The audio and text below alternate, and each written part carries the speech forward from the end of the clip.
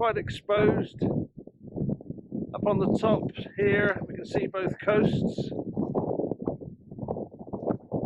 This is Richie speaking, and this is number 3 in mine and Laura's trips out to some archaeological sites in Penwith that the volunteers have been working on. And this is one I've been meaning to try to come to for a long time, because we've spent a lot of time up here. Follow the edge of this structure here, because we are, of course, at Sperris. Yes, we are, Richie. Sperris Bronze Age Roundhouse settlement that runs up a nice long line on Sperris Hill. Sperris quad. And a line is an unusual feature. It is. So we are there literally in a line.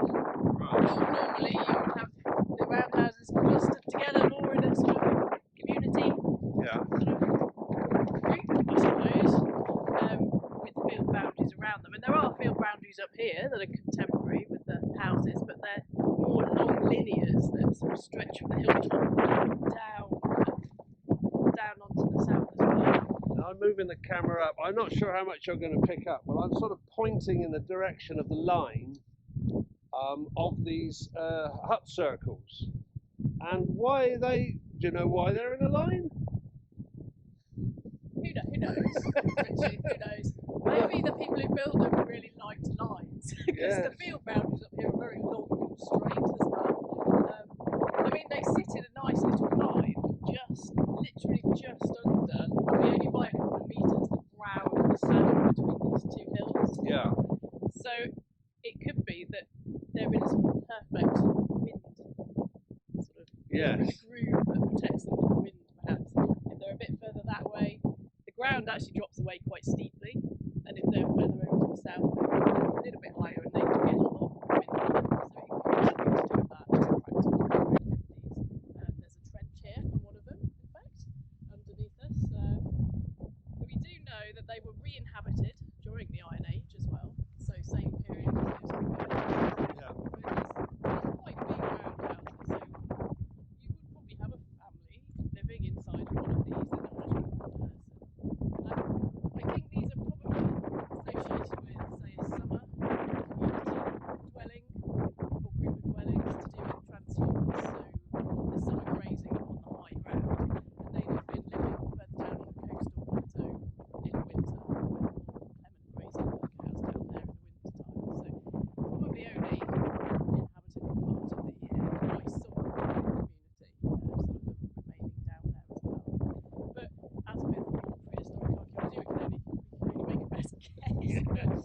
But that's what the pottery records suggest. It's quite sparse, so you don't have that build-up that you would expect from constant living outdoor.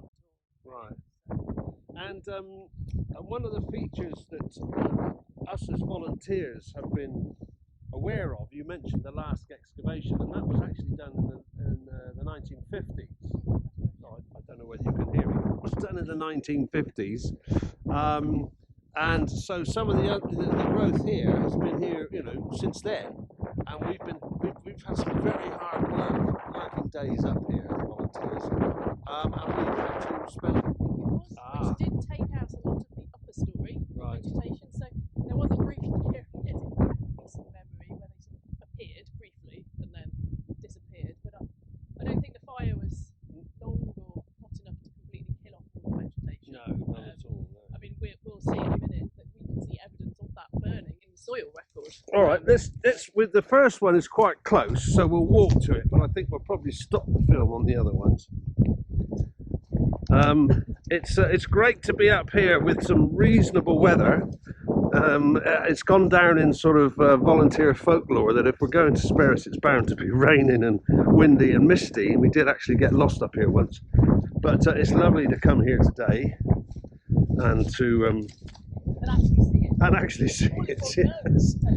And this was, I remember this particular hut circle here, we got very excited about, because towards the end of the day we started to uncover this, which seems to be a paved entrance. Is that right? That's exactly what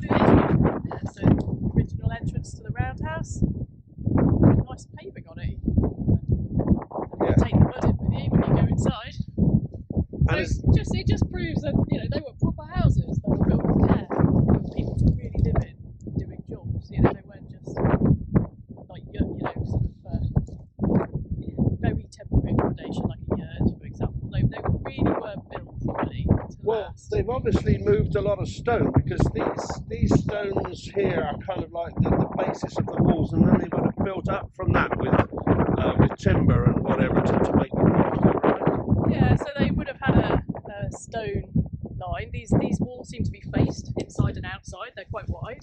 Yeah. You can see. Yeah. This is pretty wide. It's 2.5 feet probably. And then filled with rubble in the interior of the wall. Up to sensible height probably. Yeah. And then a very large pitch roof that probably overhung the edge of the walls. Okay. Good. Well, that's there's 7 up here altogether. There are 7 that have been formally identified, and then there's a further 2 more that have been question mark identified as modified roundhouses. So in the 1800s, there was a lot of quarrying and stoneworking going on up here, and it looked like quite a few of these roundhouses were re-inhabited then, even in the sort of 1800s. That's how well they were still surviving. I mean, they were really built very well.